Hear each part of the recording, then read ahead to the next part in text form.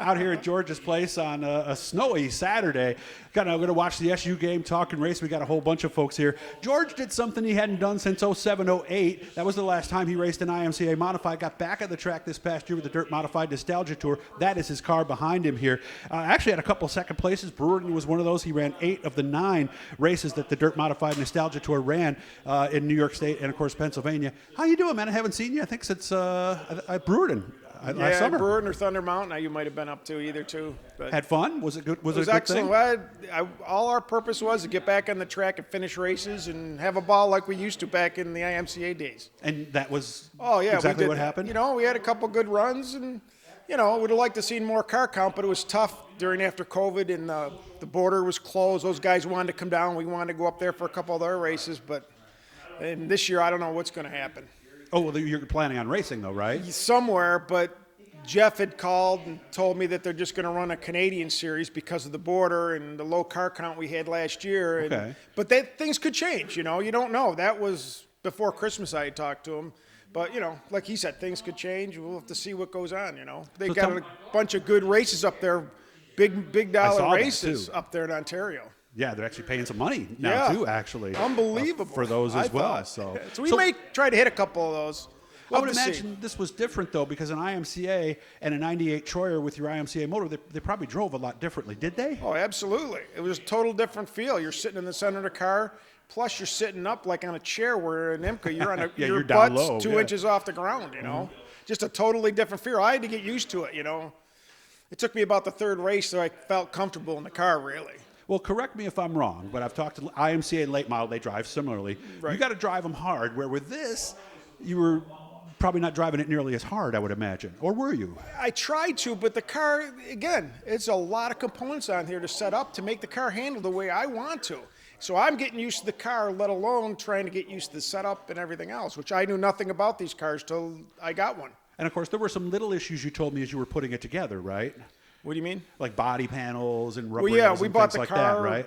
Basically, it looked like that with no motor, no transmission, a lot of pieces missing, He's trying to get laughed at right now. I always get laughed at. But now Dave Farney's going to go and try to make him. They're all sticking their fingers up their nose. No, we didn't do that Mike to you Mazzuto's now. Here, when you were Paul up here, we didn't do that to you. Yeah, they were nice to Dave, but now that it's George here, everybody's trying to get it to crack up. So now that's Paul, Dave. That's Dave. Paul Darby is bowing to him, because you're a race car driver, right? I mean, let's be honest. Plus I do the sprint car thing too. I'm an official with ESS and them guys. What do you do with ESS?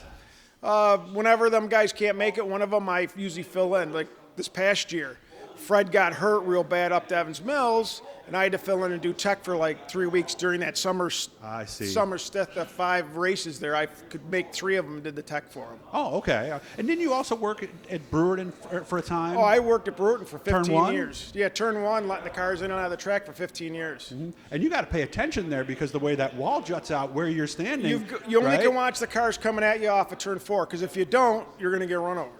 It's very, I thought it was dangerous. Even asked Dave Farney. He was the only one that trusted me down there that he didn't have to worry about. Yeah, I remember one of our guys at Canandaigua got hurt. A tire came off a car, and it got him. So you cannot turn your back for a second, can you? No, and that happened once at Brewerton. Modified tire came off in turn 4, and it ran right down the wall, and the emergency guys are behind me. And I start running because you don't want to be anywhere near a tire because you don't know where somebody hits it and where it goes. It's not going to keep the same path, right? And the emergency guys wondered, why is he running down the pit road? I says, because that tire come off that little wingus there, that wall they put, and hit the wall in the air in turn 1. Gee. Unbelievable, the force of that tire. Yeah, and you got to pay attention. Surprised didn't get the ambulance or something like that. I've seen the tires hit the ambulance there years ago. And sometimes they jump the fence and go in the old junkyard. I've seen cars go through the fence and into the junkyard there before. Late model, if I can remember. So what was first? Did you drive first, or did you? I drove first. I drove first and got out of it when my daughter went to college. And after she was in there 3 years, I got the bug and bought another IMCA. But I started working at Brewerton, and I stayed working at Brewerton when I raced the IMCA just on the Tour Series. Yeah, because you got out, what you said, it was 07, 08. Did you work at Brewerton the whole time in between, and ESS? ESS I just started a few years ago. But I was a dirt official. I worked Syracuse for like 5 years, too, before that on the back straightaway. When the last 5 years of Dirt Series. So you saw some pretty tough wrecks back there. When the Pro Stock hit my Jersey barrier and knocked it right over. Oh, wow. and the car went straight up in the air. It was unbelievable. Yeah, right over that bridge, right? That area right there. Yes, right over the tunnel. Well, it was so narrow back then. I guess I'm surprised we didn't have a lot more damage back there. But they're flying. When they come off at turn 2 into turn 3, they're booking. They're hauling the mail. So the plan is to continue and hopefully race with somebody this year and yeah, get the car we're out probably again? going to get this together. Me and my Ronnie of the GNR Motorsports, it used to be back in the IMCA days. Mm-hmm. He's got the number 63, and we just got done putting a new body on that. And that's up to his shop, changing motors and doing some other stuff. Nice. So we plan on racing with who we don't know yet. Okay.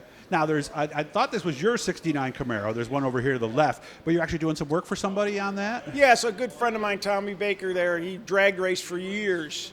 And he just picked this up. He had a 70 Nova he just sold, and then he wanted a 69. He bought this, and we're going to put some springs and do some body bushings and just a bunch of modifications to it. Yeah, got the RS badging, and of course the quarter panel or the balance panel in the back, 4-speed.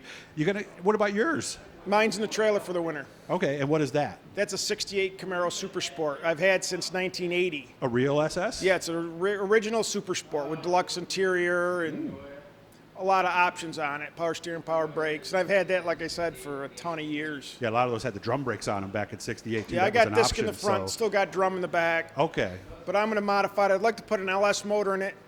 So with vintage airs, it was an original air conditioning car, but I want to put it so I can drive it all the time. Because it's got one of my IMCA motors in it, and it's got to run on race fuel. And from here to Cicero's a $40 bill. Of course, you can increase or decrease the compression and run pump gas, right? I know some guys I could do that, right? That's why I want to go with an LS motor, fuel injected, and you just run pump gas in it. With vintage air, I could drive it every day.